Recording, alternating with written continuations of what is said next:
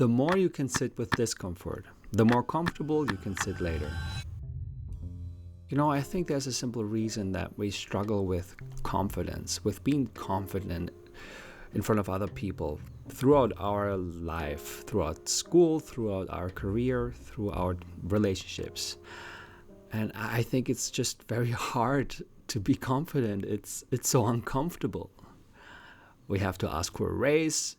We have to tell someone how we feel, or we have to tell them no. We have to hold eye contact with people we find intimidating. And that's why it is so hard to become truly confident. Confidence comes through practice, and we don't find it behind the safety of our walls. And believe me, I know what I'm talking about. As long as I can remember, I was a very shy and insecure boy. And there was this one day in elementary school where we had an event and I had to bring a bouquet of flowers for a new kid.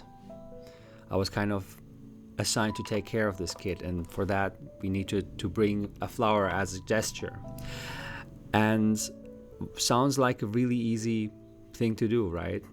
Well, not for me. Even though it was a very short walk from my home to the school, I had the flowers and I was terrified. I was like, carrying flowers to the school? What will other people think? They will laugh at me because I look so stupid. To make things worse, I actually had to wear another outfit than usual. It was looking more like a Sunday school outfit, which was very uncomfortable for me because it looked very, very different from what I usually wear. So I felt very sick the whole morning, and I got dressed much more slowly than usual. I took my time to put my pants on, my shirt, to tie my shoelaces, etc. And I really stalled, but my mother thought it's ridiculous, and she eventually made me leave. So I walked a few steps, but I knew everybody was looking at me, pointing at me, laughing at me. In my head, at least. I thought they would. So I ran back and crying. And I cried at home and I couldn't do it. And I panicked until my mom finally decided to put me into the car and to drive me the whole way to school. Now, looking back, I know this sounds really ridiculous, but the panic was real. And my thoughts were like a magnet. It really pulled me back home. I could not walk any further. I really couldn't, right? And it's not that I didn't want to. I would have loved to just be able to do this little thing that people expected me to do. And I felt ashamed. I felt guilty because I felt like I disappointed my mother. And I felt like I couldn't even do like a simple thing. I was aware that this is like actually really easy. It should be easy, right? I think I am still that little boy with the flowers sometimes. I become that boy every time I have to do something that involves intimidating people or doing something in front of a crowd, or even if it's just a phone call, Sometimes I still feel I have to carry these flowers and I don't want to. So honestly, since I have so much of a choice today, I think I avoid a lot of situations where I should carry a flower. I rather stay at home. I avoid giving that speech. I avoid holding eye contact. And I think a big part of that is because I just hated to stand out in any way. I wanted to blend in. When I was a student and I had long hair, and yes, I once had long hair. It's been a while. I sometimes wish I had still these beautiful long hairs. Anyway, I had long hair and I would wear it openly. But I wanted to put my hair into a bun. But I was so shy that I couldn't do it and just walk out in public and just show my new hairstyle.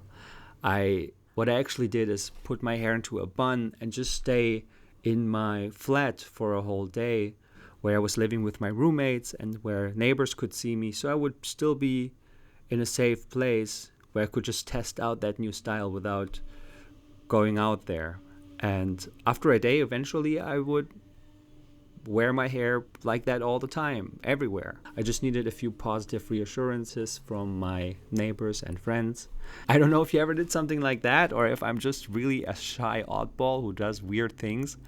But my point is that I tend, or in the past especially, I tended to avoid uncomfortable situations, and these situations are usually just very uncomfortable in my head. Here's the thing, I think most of these situations where we think, oh, I cannot do that it will be terrifying, it will be mortifying, these situations are usually just in our heads. I mean, people can only have 1 out of 3 responses when we do something. The first one is, I like that. I like what's Patrick doing. The second is, I don't like that. I don't like what Patrick is doing. Number 3 is, I don't give a damn. Who's Patrick? And if people don't care, or if they even like what you do, well, that's good news, right? And if they don't like what you're doing, honestly, what's the worst that can happen? Will they come for you? Will they carry a pitchfork? I think even then they just glide into I don't care mode, and then it's all the same. I'm pretty sure people didn't care about me carrying flowers to school. Probably they even thought it's cute. They thought, hey, there's little Patrick carrying flowers in his little Sunday school outfit. And they were probably, even if they never pointed at me, nobody cared about it. But if they would probably have smiled, I would have been a cute sight, in this little village where I grew up. So what is annoying is that it takes practice to not care what people think. It is uncomfortable. And in order to become more comfortable and to become more confident, we have to bite the bullet and go out there. And I had to learn it the hard way. I had to go through situations that I really don't like for many times. I even went on stage many times singing, even though I didn't want to do it in the first place. I like to think of confidence as a plant, or as a flower that I needed to carry as little Patrick. And a flower needs a lot of sunlight. It needs to be exposed in order to grow. And that's what I mean about confidence. It's hard to become confident if we don't go out there and expose ourselves. That means we have to do those things. We have to go out and interact with people, if we want it or not. And the most important thing about this is that we will learn that these people are not out to get us. If we go on stage, if we do that phone call, if we hold eye contact, nobody will ever say, hey, Patrick, what's wrong with you? Why are you doing this? Why are you holding eye contact with me like that? Why are you calling me? Why do you ask a question? Why do you make me a compliment in public? All these examples are, of course, only valid if you are not creepy. But that's another thing. I think most of us are not creepy, and we can do these things. We can talk to a stranger, be nice, be decent, and bite the bullet in that way. And most people are not out there to get us. I see it every day. I go out, I have a conversation, and I meet amazing people who are just happy to have a conversation with someone. The second thing a plant needs is water. A plant needs to be nurtured to survive. And just like a plant needs regular watering, confidence needs constant action. So we have the sunlight that we need in order to grow, but also water. Without regular nurture, nothing will take root, nothing will grow. And here's the thing. Too much water will also drown the plant, and too much sun will burn it.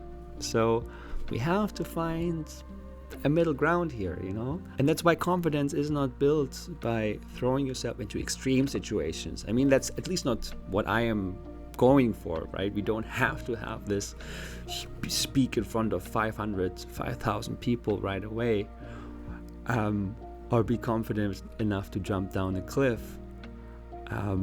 I think it's more about these small actions, and all these small actions that add up over time. And then we have weeds and pests that will choke our confidence.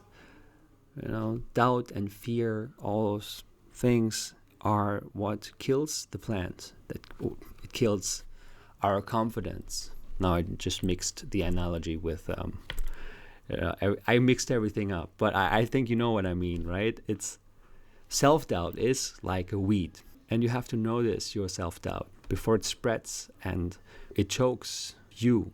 And fear is like a pest, and over time you can build resilience, build stronger roots, so they don't destroy your growth. So the big question is, how do we become more confident even though it's so uncomfortable? Let's stick with the plant analogy because I like it so much.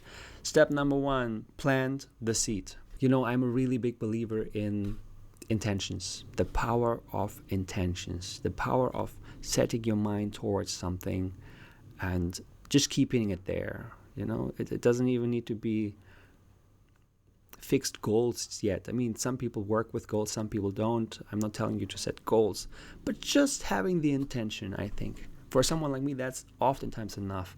Sitting down, saying, hey, I have the intention to become more confident. I have the intention to talk to more strangers. I have the intention to become better at public speaking. Whatever it is, right? Whatever it is that involves confidence. Oh, I just want to be more confident, and I'm going to do something about it. You know, that's it. That's the seed you need to plant into the ground.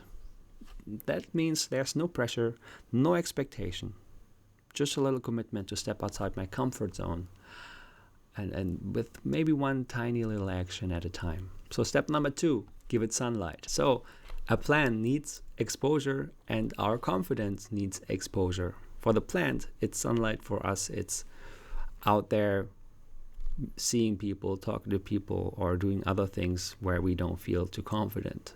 I just talk mostly about social stuff because that's where I feel most of my anxiety. And that means we have to step into situations that are more uncomfortable, you know. And again, not these extreme situations. Start with easy things like asking a stranger for the time, just for practice.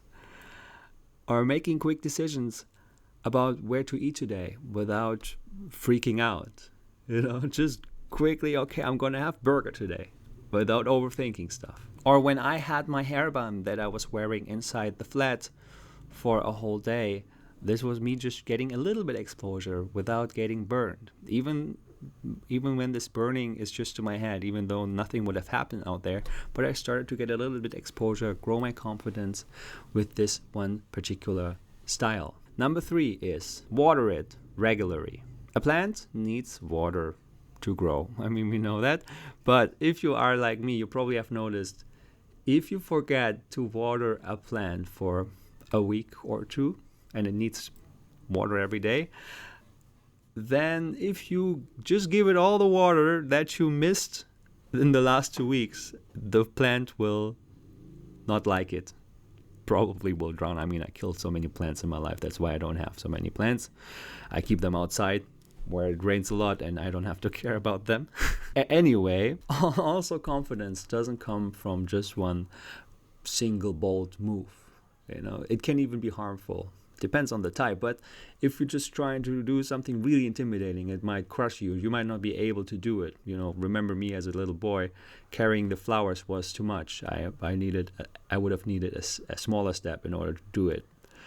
So it can be crushing, and it can create negative emotions, negative memories, right? It can even be bad for our confidence if we are not able to live up to the task, right? So don't do the big things right away. Just water it regularly, and with small things, right? We have a little seed here in the ground, and we just want to have it grow slowly. And building confidence is like watering this plant. It's just like, you know, leave your comfort zone a little bit day by day until it becomes more familiar. There are 2 amazing books that I can recommend to you if you're interested in habit building, or if you want to have a video about that, I can also make that one day. But at this point, it's really good if you get into habit building, and because confidence is like building a habit. You can do small things every day to solidify your confidence, right? To practice. And the books that I really love are Tiny Habits and Atomic Habits. These books really helped me a lot to build and to practice habits. And yeah, think of building confidence as a new habit. And you just got to find out what is it that you need to do every day in order to build the confidence. Number 4, strengthening the root. You know how you sometimes hesitate before you say something? Or how often do you replay a conversation in your head, wondering if you should have said something different? And that's the thing about confidence. It's not this magical feeling that just appears one day. It's built in these moments when you choose to show up, even when it feels uncomfortable. And yeah, I know, at first it's messy. You're shaking, you're crying, you're running back home, and you're overthinking. And you think that people are judging you, that they are laughing at you. Think of little Patrick. He thought people laugh at him. But confidence is not about getting it right every time or the first time. Sometimes it's not even about doing anything right. It's just about carrying flowers and standing out a little bit, looking a little bit different than other people at the moment. And you know what? You will be fine. It will be fine. And most people think they need to feel confident in order to act confident. And, I think it's the other way around. You act first and it's awkward, it's terrifying, and it's even scary, and then confidence catches up with you. Make mistakes on purpose. Number 5, don't rush the rooting. Think about how a tree grows. Before it stretches up to the sky, there's something beautiful happening underground. You don't see much happening at first when a plant or a tree is growing, because it's busy building roots, growing roots. That's what keeps the tree steady when the wind picks up, And confidence works the same way. You might think, oh, nothing is happening today. I'm not making any progress. I'm not moving forward. But believe me, every small step that you take, every uncomfortable situation that you push yourself through, everything is helping you to take root. So don't rush the rooting. And just because you don't see the change yet doesn't mean it's not happening. So every time you want to leave the flowers at home like little Patrick, or you just want to hide in a car because you don't want to make a fuss, say to yourself, no, I'll bring the flowers. I'll bring the flowers anyway. Own them. Bring them. Make them other kids happy with your colors. They will most likely like it. Or they just don't care. Bring them anyway. Okay. Bye.